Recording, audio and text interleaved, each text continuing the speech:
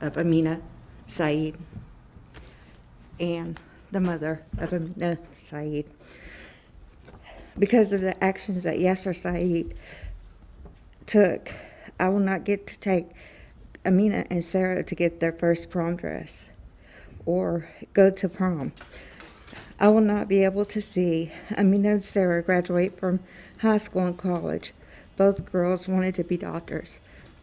They were very smart, intelligent, bright, loving, caring, and did not have an enemy in the world except their father, the devil, that killed them. In the quiet suburbs of Louisville, Texas, a family appeared to live the American dream.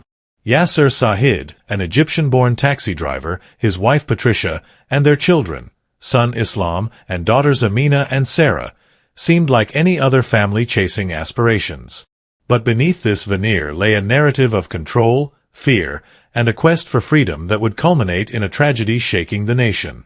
Amina, 18, and Sarah, 17, were vibrant teenagers with dreams of becoming doctors. They excelled in school, cherished friendships, and, like many their age, explored the world of young love. However, their personal choices clashed with their father's stringent expectations, leading to escalating tensions within the household. Yasser's traditional beliefs dictated strict adherence to cultural norms, especially concerning his daughter's relationships. Reports suggest he was vehemently opposed to them dating, particularly non-Muslim boys, viewing it as a dishonor to the family. This cultural rift deepened, creating an environment where Amina and Sarah felt increasingly suffocated.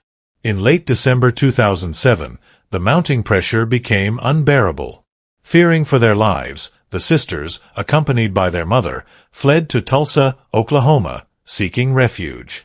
They hoped to escape the oppressive atmosphere and start anew. But the pull of familial bonds and Yasser's persistent pleas convinced Patricia to return, a decision that would have irreversible consequences. On January 1, 2008, Yasser offered to take his daughters out, purportedly to discuss their future and mend strained relationships. Trusting their father's intentions, Amina and Sarah entered his taxi. What transpired next remains a haunting testament to shattered trust. Later that evening, a chilling 911 call was received. Sarah, in her final moments, identified her assailant. "Help, my dad shot me. I'm dying." Both sisters were found lifeless in the back of Yasser's abandoned taxi outside an Irving hotel. The man who should have been their protector was now the prime suspect in their murders. Yasser vanished, evading law enforcement for over a decade. His disappearance led to widespread speculation. Was he receiving assistance? How could someone remain hidden for so long? The FBI placed him on their 10 most wanted list, but years passed with no significant leads. The case garnered national attention, not only due to the brutal nature of the crime but also because it was labeled as an honor killing. This term refers to the murder of a family member, usually female, who is perceived to have brought shame upon the family. The cultural implications sparked debates about integration, cultural clashes, and the extremities of patriarchal control. Throughout the years, Patricia Owens grappled with immense guilt and grief. In court, she confronted Yasser, calling him the devil and expressing the depth of her loss. Both girls wanted to be doctors. They loved to help others. I will not get to see Amina and Sarah get married. I will not have grandkids. And I do what other grandmothers get to do, like taking them to the park to feed the ducks and play on the playground, as Amina and Sarah and Islam did when they were younger on a daily basis. Amina and Sarah was caring, loving, bright. I remember when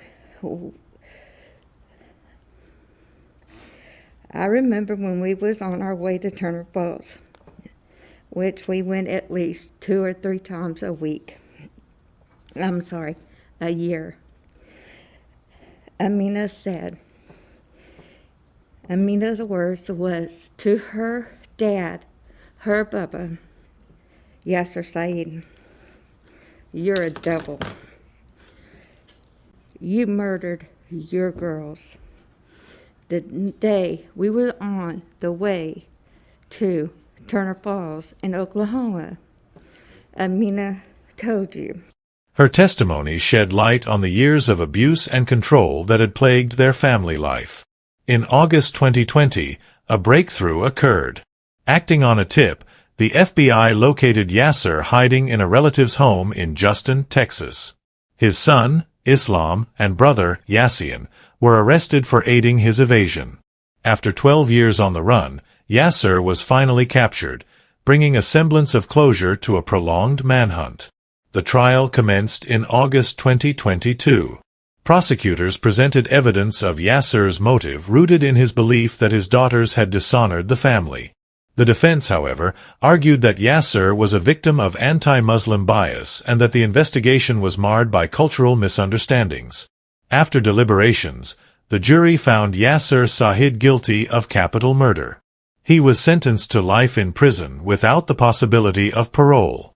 The verdict was a culmination of years of anguish, investigation, and a community's quest for justice. If you are finding this narrative compelling, please subscribe to our channel for more in-depth stories that delve into the complexities of human experiences. Your support enables us to continue bringing such stories to light. As we continue, we'll explore the intricate dynamics within the Saeed family, the cultural tensions that may have contributed to this tragedy, and the broader implications of such acts labeled as honor killings in Western societies. Stay with us as we unravel the layers of this harrowing story. For most fugitives, time is the enemy. The longer they run, the harder it becomes to remain hidden. But for Yasser Saeed, time became his ally. He vanished into thin air, avoiding capture for over 12 years. Law enforcement agencies, from the FBI to local police, launched one of the most intensive manhunts in recent history. His name was added to the FBI's 10 Most Wanted list, and a hefty $100,000 reward was offered for any information leading to his arrest. But the search led to more questions than answers. The FBI suspected from the very beginning that Yasser did not escape alone. He had help. Someone was providing food, shelter, and the means to stay ahead of the law. But who? And how did he manage to outsmart law enforcement for 12 years? How did Yasser evade capture? Law enforcement and investigative journalists began piecing together a puzzle, one that revealed an extensive network of support that kept Yasser out of sight. Did Yasser flee the country? Given his Egyptian roots, many speculated that he had escaped to Egypt, where he might be protected by family or acquaintances. But border control records showed no evidence of him leaving the U.S. Did he assume a new identity? Some suggested that Yasser, like many long-term fugitives, had changed his identity, perhaps altered his appearance, obtained fake documents, or moved to a community where he could blend in. But law enforcement found no definitive proof of this. As the years passed, investigators turned their attention to Yasser's closest relatives. His son, Islam Saeed, and his brother, Yassian Saeed, were suspected of providing assistance. The evidence was circumstantial at first, but authorities remained convinced they were hiding something. 12 years is a long time to stay hidden. But cracks started forming in Yasser's world of secrecy. Law enforcement agencies received tips that led them to a seemingly ordinary home in Justin, Texas, a quiet, unsuspecting neighborhood. The FBI surveilled the home for months, monitoring movements, tracking visitors, and waiting for the right moment to act. Then, in August 2020, the moment arrived. A raid was executed. As law enforcement stormed the home, they found a man who had once been one of America's most wanted criminals hiding in plain sight. Yasser Saeed, now significantly older, was found inside a small room with limited contact with the outside world. He had been living with his son and brother, who had provided him with food and shelter, ensuring he remained undetected for over a decade. After over a decade of eluding justice, Yasser was finally arrested and taken into custody. But the man who had been the subject of one of the most extensive manhunts in FBI history showed no signs of remorse. In court, his defense team argued that he was being unfairly targeted. They suggested that cultural misunderstandings played a role in how the case was perceived. But for the prosecution and the victim's family, this was not a matter of cultural differences. It was cold-blooded murder. The evidence was overwhelming. The jury deliberated for just 3 hours before returning with a verdict: guilty. Yasser Sahid was sentenced to life in prison without the possibility of parole. For the family of Amina and Sarah, it was justice, but it would never bring back the daughters they lost. 12 years after the brutal murders of Amina and Sarah Sahid, the man who had been on the FBI's 10 most wanted list finally stood before a jury. Yasser Abdul Sahid, the father accused of gunning down his own daughters, sat expressionless in the defendant's seat. The courtroom was silent as the prosecutor took a deep breath, then looked directly at the jury. "This case," she said, "is not about culture. It is not about religion. It is about power, control, and murder." The tension was thick. On one side, the prosecution painted the picture of a ruthless father who believed his daughters had betrayed him. On the other, the defense tried to convince the jury that this was all a misunderstanding, that Yasser Sahid had been framed, and that the media had twisted the narrative to fit a stereotype. But as the trial unfolded, something became clear. The prosecution's case, a pattern of control and fear. The lead prosecutor wasted no time laying out the disturbing history of the Sahid family. Witness after witness took the stand, recounting years of control, fear, and emotional manipulation at the hands of Yasser Sahid. Former friends of Amina and Sarah testified, telling the court about chilling conversations they had with the girls. One friend, who had grown up with Amina, recounted the fear in her voice the night before she was murdered. "She told me, if you don't hear from me again, something bad has happened." The jury listened intently. The words were more than just testimony. They were the echoes of 2 young girls who had seen their deaths coming. Perhaps the most damning piece of evidence presented by the prosecution was the 911 call made by Sarah Sahid in her final moments. As the courtroom speakers played the recording, an eerie silence took over. Sarah's voice, weak and desperate, echoed through the room. "Help! My dad shot me. I'm dying." It was a chilling moment. The prosecution paused, letting the weight of her words sink in. The jury members shifted in their seats. The prosecutor turned toward them and asked, "If Yasser Sahid was innocent, why did his own daughter name him as her murderer?" No one had an answer. The defense's counterattack, "This is all a setup." But Yasser Sahid's lawyers weren't backing down. They claimed that the police had rushed to judgment, that they had failed to investigate alternative suspects. There was no physical evidence linking Yasser Sahid to the murders, his lawyer argued. They pointed out that the murder weapon was never found, that there were no fingerprints, and that for 12 years, Sahid had claimed he was the victim of Islamophobia, hunted by authorities who had already made up their minds. On behalf of Mr. Saeed and the rest of the defense team, I thank you for your time, attention, patience, taking your lives away and putting them on pause to hear this very important case. I feel very passionate about this case, so that's why I have a PowerPoint and that's why I have my notes.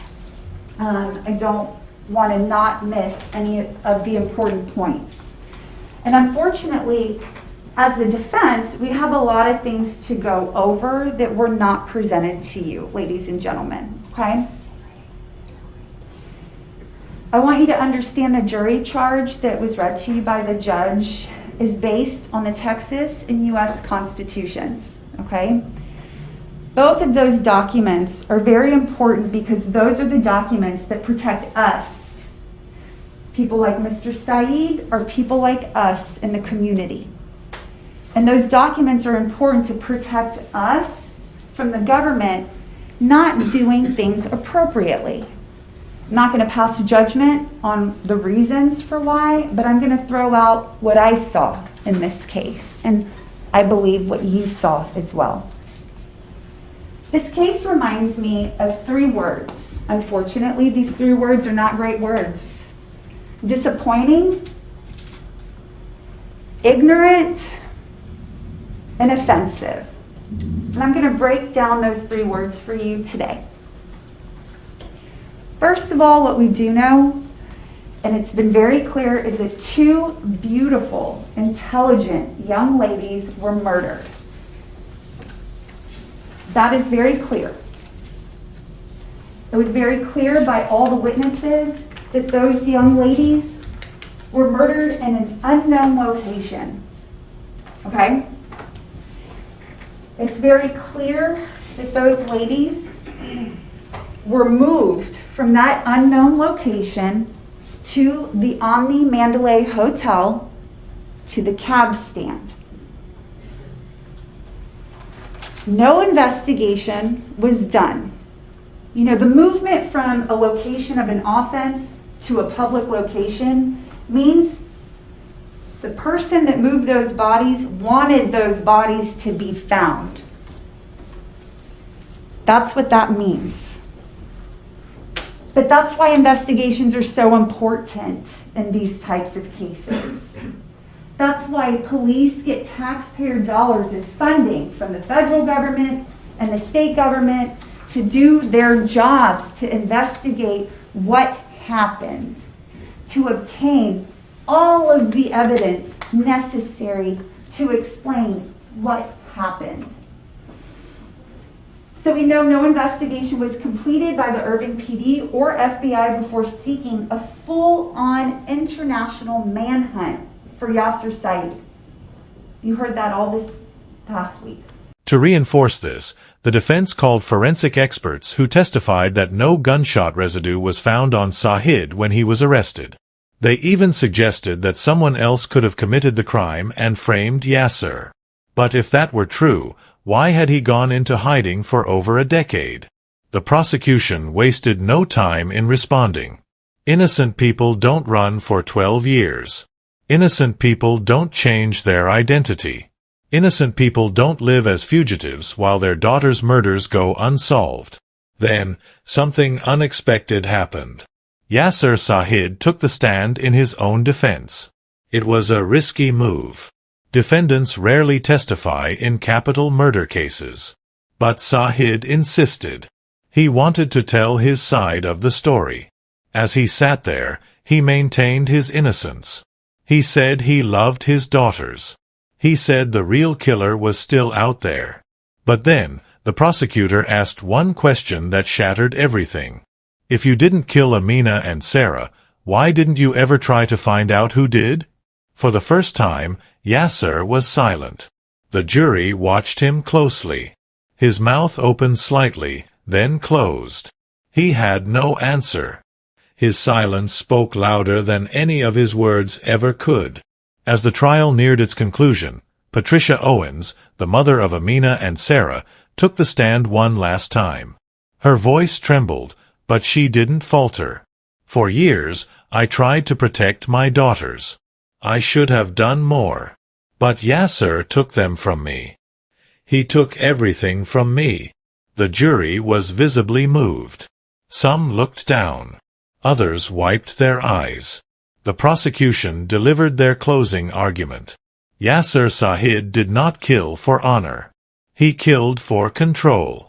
And when his daughters chose freedom, he chose murder. The jury left to deliberate. They were gone for only 3 hours. Then the verdict came. Guilty. The words rang through the courtroom. Some gasped. Others sighed in relief. Patricia Owens held onto the railing in front of her, tears streaming down her face. The judge turned to Yasser Said. You have been found guilty of capital murder. You are sentenced to life in prison without the possibility of parole. Said showed no emotion. But his time had run out. When the guilty verdict was read in court, justice was served for Amina and Sarah Said. But as the world watched, the conversation surrounding their tragic deaths was far from over. This case had become more than just a murder trial. It was now a cultural battleground, a case that challenged society's understanding of honor, family, control, and the limits of justice. What does this case mean for the legal system? For the immigrant community? And most importantly, could this tragedy have been prevented? Let's go deeper into the cultural and legal implications of this case. From the moment news of the Sahid sisters' death spread, many labeled the case an honor killing, a term often associated with certain cultural practices where family members murder a relative, usually a female, to restore perceived honor. But this term sparked intense debate. Some believe that labeling it an honor killing misrepresented Islam and stereotyped immigrant communities. Others argued that ignoring the cultural aspect of the crime was just as dangerous, as it could prevent similar cases from being recognized in the future. The prosecution, however, made one thing very clear. This case is not about Islam. It is about control, manipulation, and murder. And yet, despite their efforts to focus on the crime itself, the cultural aspect could not be ignored. So, what do honor killings actually entail? In some societies, strict patriarchal customs dictate that a family's reputation depends on a woman's behavior. If a daughter is perceived to have shamed the family, by refusing an arranged marriage, having a boyfriend, or even dressing in a Western manner, it can be seen as an offense worthy of punishment. While many Muslim and Middle Eastern communities condemn these practices, there have been documented cases worldwide where young women were murdered by their own families for dishonoring them. This is why Amina and Sarah's case became so controversial, because it had all the hallmarks of an honor-based crime, yet it happened in the heart of the United States. The case of Amina and Sarah Sahid was a landmark moment in how the U.S. legal system handled so-called honor-based violence. For years, law enforcement had little understanding of these crimes. In many cases, abuse went unreported because victims feared that police wouldn't understand their family dynamics. But this case changed things. The FBI officially classified it as an honor killing, making it one of the first in U.S. history to receive this designation. Police departments across the country began receiving training on how to identify and prevent honor-based violence. Social workers and crisis centers started educating young women from strict households on how to seek help safely. And yet, despite these efforts, honor-based violence remains a hidden threat. The biggest challenge? Victims are often too afraid to come forward. Could this have been prevented? As details of the case emerged, many people began asking, could Amina and Sarah have been saved? The sad truth is, there were warning signs, but they weren't acted on in time. Years before their deaths, Amina and Sarah confided in friends and teachers about their father's abuse. They had tried to escape multiple times. Patricia Owens, their mother, had even helped them flee, but ultimately returned, believing Yasser wouldn't harm them. This led to a difficult moral question. If law enforcement had taken these warnings more seriously, would Amina and Sarah still be alive? During the trial, the prosecution highlighted the missed opportunities, showing how red flags were ignored by multiple institutions. Key questions remain. Why wasn't CPS, Child Protective Services, involved earlier? Could the police have done more to protect them?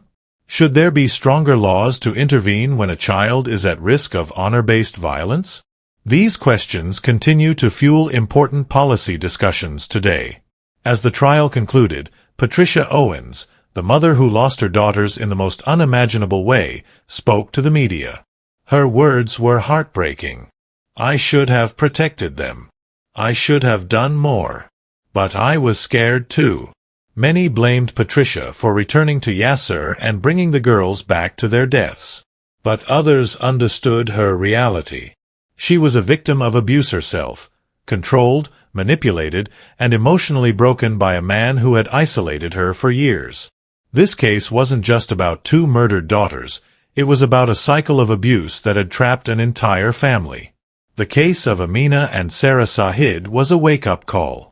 It forced the justice system, social services, and even immigrant communities to confront difficult truths about the warning signs of honor-based violence, the difficulties victims face in escaping abusive homes, The need for better legal protections. Since the trial, there have been several major developments in how these crimes are handled. More training for police on recognizing honor-based violence. Increased funding for domestic abuse shelters that specialize in helping victims from strict cultural backgrounds. New federal initiatives focusing on preventing these crimes before they happen. But despite these efforts, the fight is far from over. Amina and Sarah may be gone, but their story left a mark that will never fade. Every year, their friends and supporters gather to remember them, to remind the world that no one should live in fear of their own family. This case was not just a crime, it was a call to action. A call for better protection for at-risk girls, stronger legal action against honor-based violence, a future where no one has to fear their own family. And as we move forward, we must ask ourselves, how many more Amina and Sarahs are out there, silently hoping for help? As the trial of Yasser Sahid came to an end, justice was finally served. But one question lingered, haunting the minds of everyone who followed the case. Why? Why would a father, someone entrusted with the lives of his daughters, turn into their executioner? Was it purely cultural pressure? Was it an obsession with control? Or was Yasser Sahid something far more dangerous? A man who had always been capable of murder? Today, we step inside the mind of Yasser Sahid. We will uncover what drove him, analyze the patterns of control, and hear from experts who have studied men like him. This is the final chapter of the tragic story of Amina and Sarah Sahid. To understand why Yasser Sahid did what he did, we need to examine a specific type of abuser, one who doesn't just dominate his victims, but sees them as property. Experts in domestic violence psychology identify this pattern as coercive control, a systematic form of manipulation that traps victims into a state of fear and dependency. Signs of coercive control: isolating the victim from friends and family, monitoring and tracking movements, knowing where they are at all times, financial control, making sure the victim has no money or independence, physical threats disguised as discipline, emotional abuse, convincing the victim that they are worthless. Yasser Sahid exhibited all of these behaviors. 4 years, Amina and Sarah lived under constant surveillance. Their friendships were controlled. Their choices in clothing were monitored. Their romantic relationships were forbidden. And in his mind, they belonged to him. The moment they tried to escape, the moment they chose independence over his control, he couldn't allow it. Experts say that this is the breaking point for many abusive men. They don't kill in a moment of rage. They kill to send a message. For Yasser, the message was clear: if he couldn't have his daughters, no one could. Was Yasser always capable of murder? Many serial killers and domestic murderers have something in common. They start small: verbal abuse, manipulation, isolation. Then they escalate: physical threats, psychological torture. And finally, when they feel they are losing control, they kill. But was Yasser Sahid always dangerous? For that, we need to go back, long before the murders, long before his daughters tried to escape. We need to look at the red flags from the beginning. The red flags that everyone missed. Many people who knew Yasser Sahid describe him as an aggressive, paranoid man. He had a history of violent outbursts. He constantly accused his daughters of dishonoring him. And in 1998, a police report surfaced that changed everything. In that report, Amina and Sarah, just 8 and 9 years old at the time, told authorities that their father had sexually abused them. But what happened next shocked everyone. The case that vanished. The police report was filed. The accusations were serious. But before an arrest could be made, the case was dropped. Why? Because Patricia Owens, Yasser's wife, retracted the accusations. Some experts believe she was threatened. Others say she was manipulated into thinking Yasser was innocent. Whatever the truth is, one fact remains. The system failed Amina and Sarah when they were children. Had this case been pursued, had Yasser been arrested back then, Amina and Sarah might still be alive today. How did Yasser evade capture for 12 years? After committing cold-blooded murder, Yasser didn't panic. He didn't turn himself in. He vanished. For over a decade, he remained one of America's most wanted fugitives. But how did he manage to hide for 12 years without being caught? The role of his family: a web of secrecy. The FBI later discovered that Yasser's relatives played a huge role in hiding him. His son, Islam Sahid, helped him move between different locations. His brother, Yassine Sahid, provided food, money, and shelter.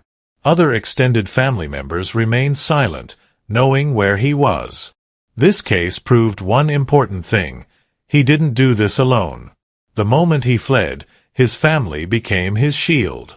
But in 2020, after 12 years on the run, an anonymous tip finally led the FBI to his hiding place. What happens to men like Yasser Sahid in prison? Yasser Sahid is now serving life in prison without parole. But what happens to men like him in the prison system? Experts say that men who kill their own family members are often targets behind bars. Other inmates despise men who harm women and children. Many prison gangs have codes that see honor killers as cowards. Unlike regular criminals, men like Yasser have no allies inside prison walls. Prison life for him will be very different than the power and control he once had. He controlled his daughters for years.